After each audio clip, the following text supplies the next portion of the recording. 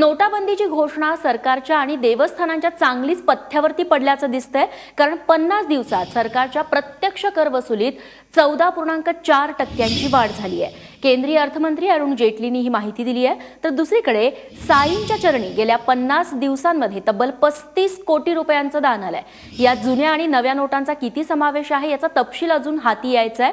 तो संस्थान थोड्याच वेळात जाहीरही करणार नाही अशी माहिती मिळतेय। अद्याप संस्थानानं असली कोणतीही आकडेवारी जाहीर केलेली नाहीये।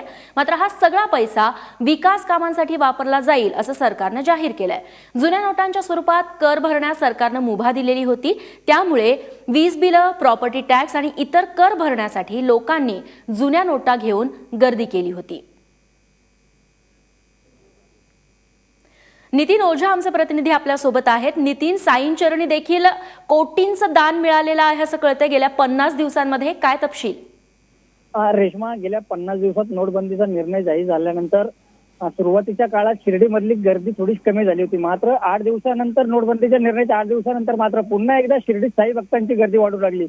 या सगळ्या परिणाम आज 50 दिवसात साई संस्थानला तब्बल 35 कोटींचं दान प्राप्त झालंय। यामध्ये जर विचार केला तर ऑनलाईन असेल किंवा टीबी चेक, डीडी या सगळ्या माध्यमातून हे दान प्राप्त झालंय।